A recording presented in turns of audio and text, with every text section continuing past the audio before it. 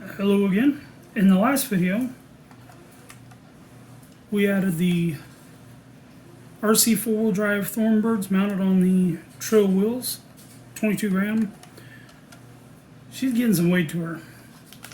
This video, we're doing the kinetic double barrel suspension. A lot of people don't like these. Personally, I do. So it's all personal preference. All right.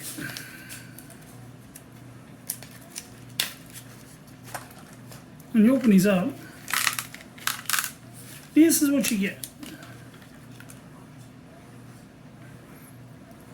The outer, the inner slides through, and that's where you get your double barrel, your added suspension travel. Standard springs, there's 4 of them there. And then your VLP, very light pressure springs. Personally, I don't use any of them. I use the stock springs. It's what I like. It allows me to have a lower center of gravity, but still have some spring to it. So we're going to show you how to do these. First thing I do, take one of the tires off.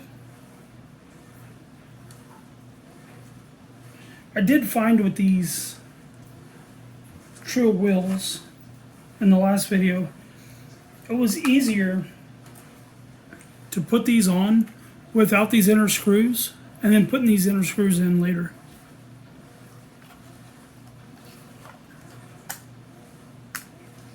Get the body up out of the way. 2 screws for the shocks. You'll have this one here at the bottom and the one up here at the top. You're going to want to take both of those out. They should have pivot balls attached to them. That way you won't go losing everything. And be careful when you're dealing with this. If you're going a metal screw into a plastic, it's easy to strip the stuff out. When I was putting those screws in the rims, I actually started to strip one, but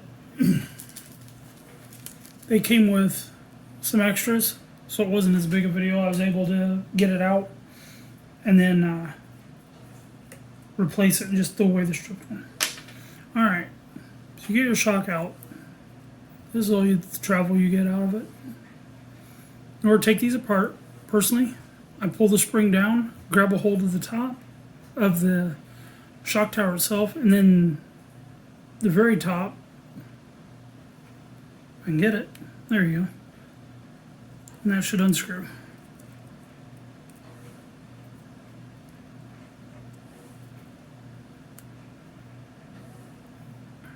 You will reuse this.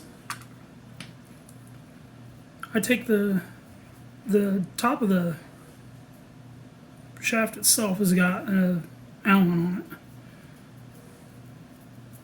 So you're unscrewing it from the bottom so you can get your spring off there. Reuse that. I reuse the spring. And you use your shaft. Take your assembly. Let's go straight in.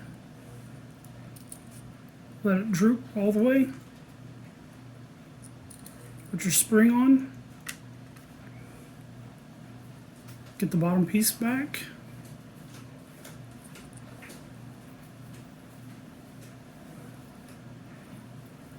And again, you're going metal into plastic, so don't overdo it.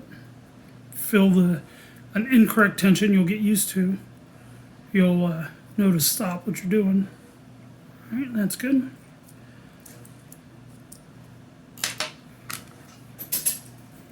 Pull the spring down, grab the top.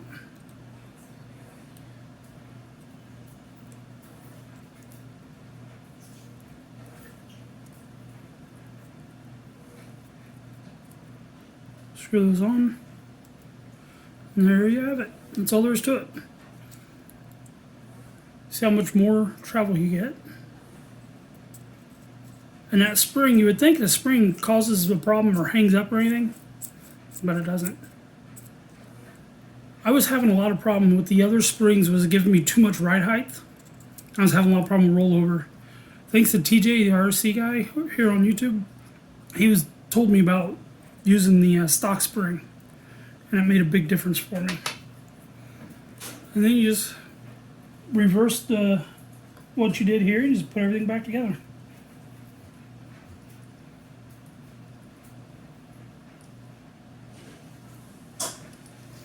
If I can get it. I've got sausage fingers compared to this stuff. I'm not the best at working on the little things, but I do enjoy it.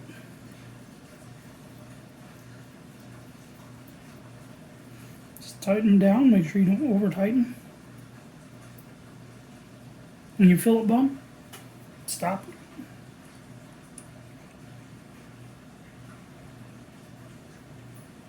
Just remember where the screw holes were and go right back into them.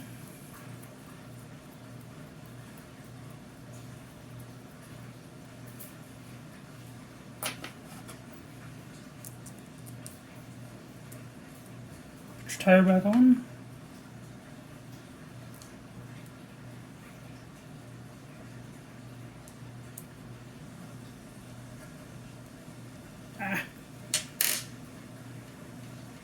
Sometimes I can get it to stay in there and go back on. Sometimes I gotta do it by hand.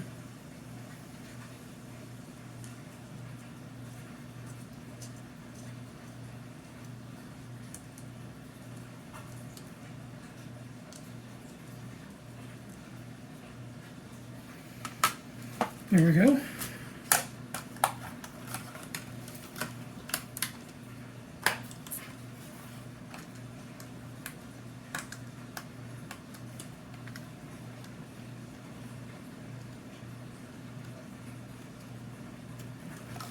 And there you have it.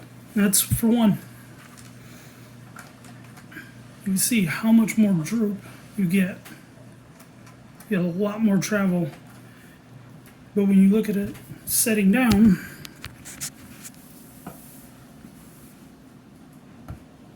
you get about the same ride height. So you get, with using the stock spring, you maintain your stock ride height, but you increase your droop. That allows that wheel to drop down in and grab a hold of things when you're climbing up on rocks and they're at different angles on you. That allows it to really get down in there and grab for you. But it keeps your center of gravity low so you don't roll over as easy.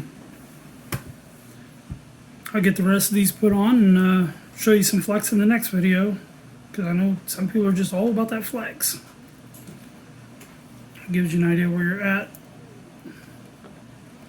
with just one of them installed, how much droop it's got. Alright, next video we will be installing the steering mount, or the steering links in the steering servo. I'll get the rest of these installed and see you in the next one. Thanks for watching.